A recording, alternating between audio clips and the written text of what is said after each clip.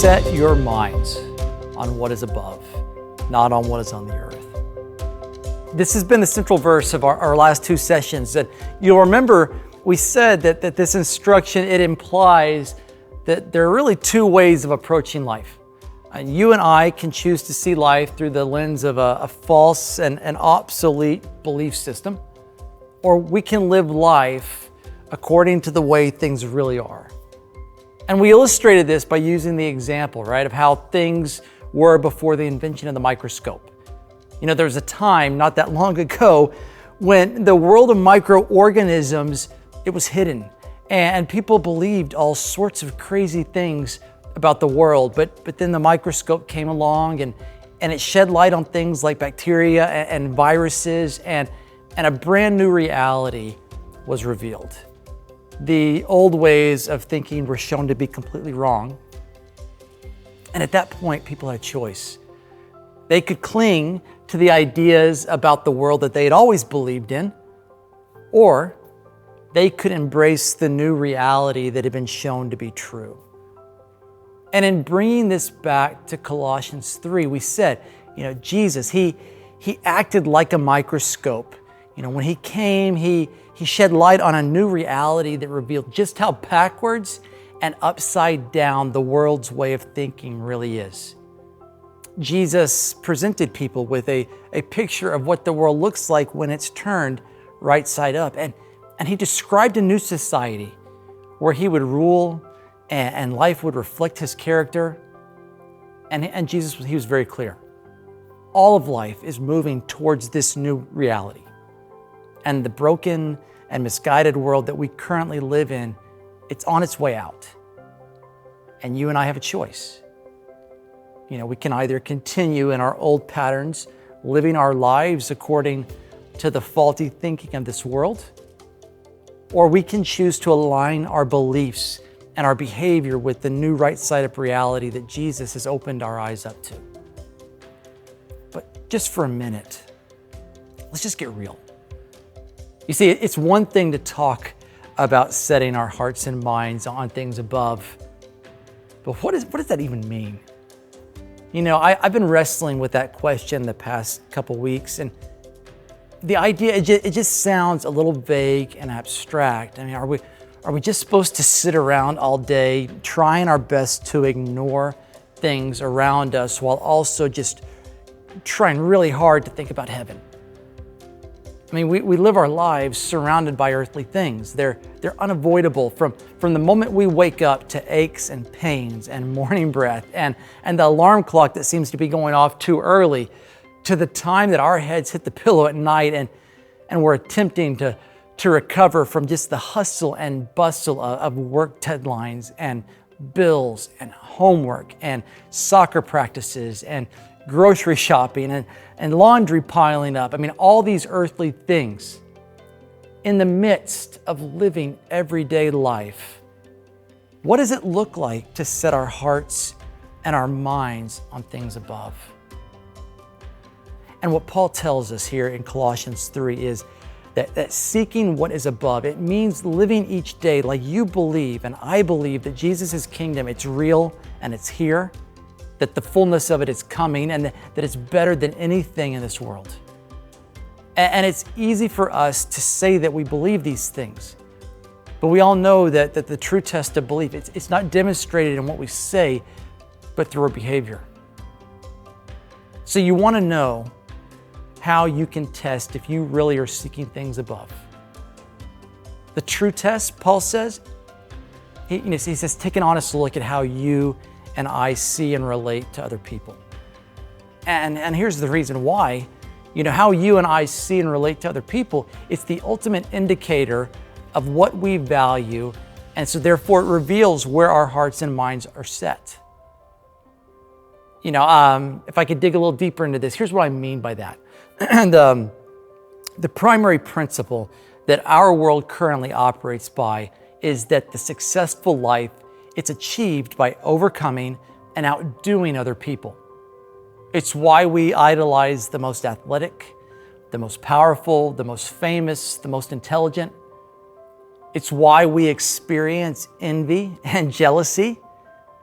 And it's why our culture cares so much about image and appearances. You know, it's as if life is a game in which you and I are always needing more to win. More toys, more status, more square footage, more likes and followers on social media. And so in playing this game of life, what do?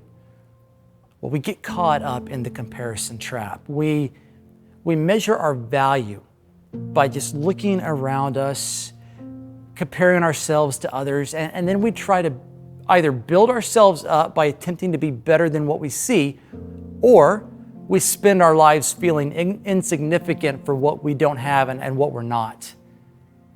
I mean, that's, if I'm honest, that's what I experience so often. It's what I see around me for the most part all the time.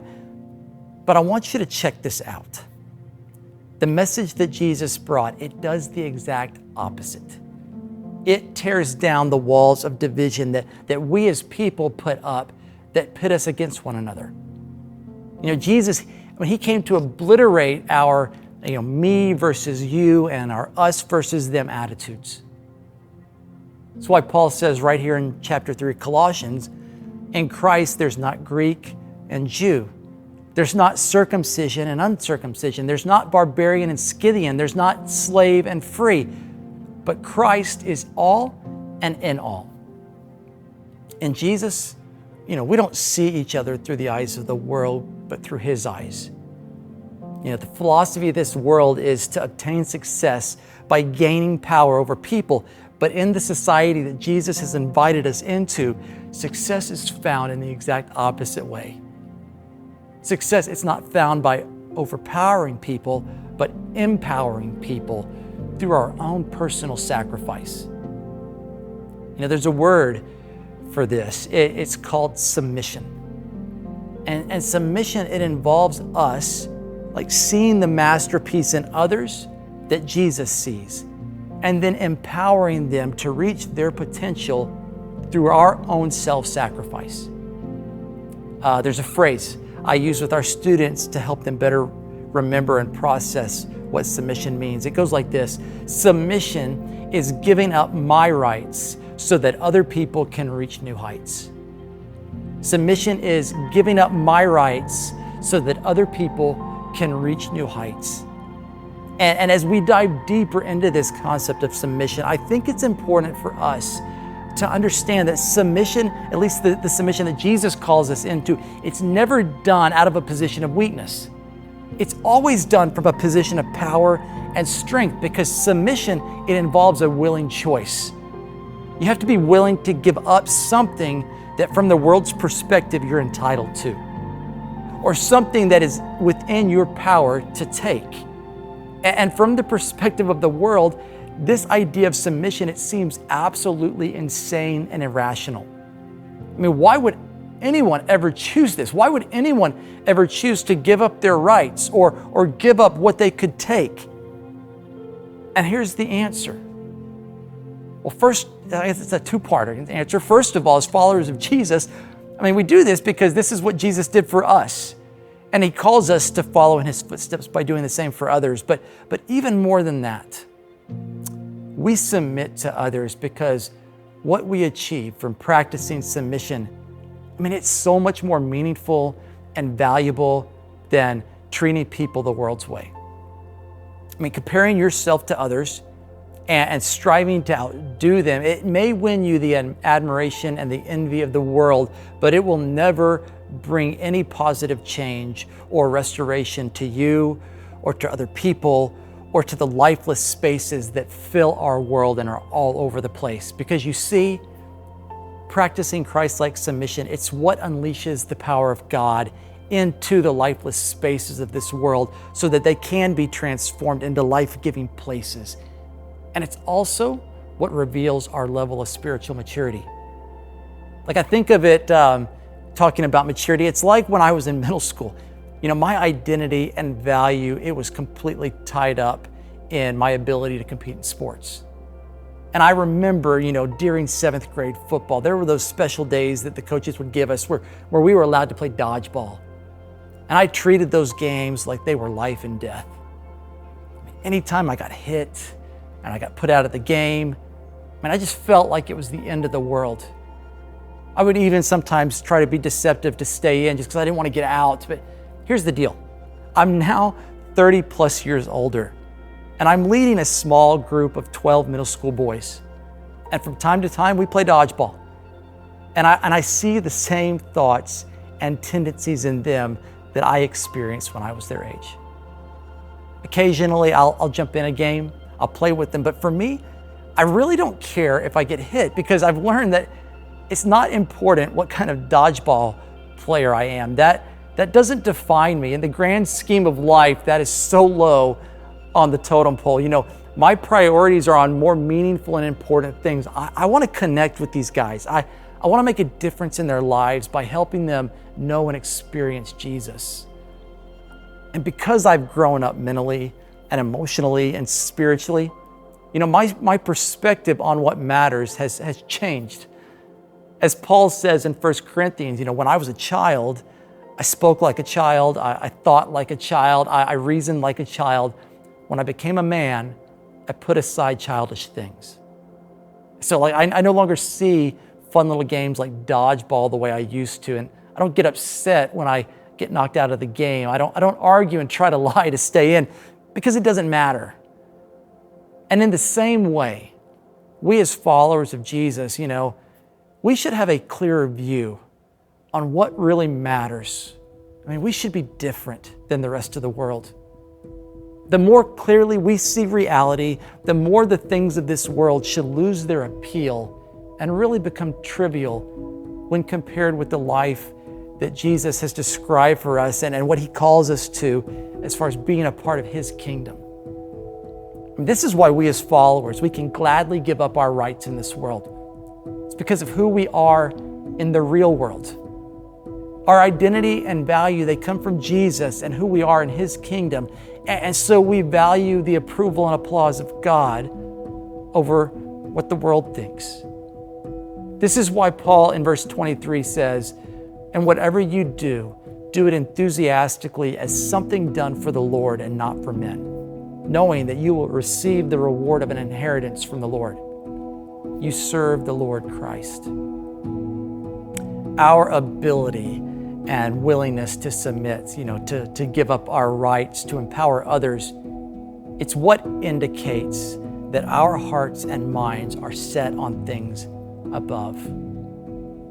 Because we see other people as valuable to God, we can see them not as objects to overpower, but as God's masterpieces that we have the opportunity to empower towards his likeness. And as I close out, I've talked a lot about this. It would be real easy for you to think that I practice submission on a regular basis, and I don't. Like I said earlier, it's easier to talk about this stuff than it is to live it out. And I've wrestled with this. I've processed what Paul's saying, and the message has been invaluable for me as I just look at my own life. And here's what I'm learning most about myself. My default setting is to get wrapped up in earthly things. It's a sign of my immaturity. It's a sign that I need to grow way more than where I'm at. And even on days where I feel like I'm finally starting to mature, I'm finally starting to get it, and I'm starting to see things the way Jesus sees it, and I'm getting somewhere, it's like the next morning I'll wake up and I'm just back where I started, and I feel the pull to fall back in line with the world's way of thinking. Setting our minds on things above, putting on the new self, it's something that we have to continually do over and over. We have to set our minds on reality. We live in a world where we are surrounded by voices telling us that the way to life is by overtaking people. But guys, we also see how this is playing out in our world and the brokenness that's there. And so I'm challenging you like I'm challenging myself right now. As God's people, as followers of Jesus, may we start seeing reality. May we start embracing the truth of Jesus, which completely reorients the way that we see victory and success.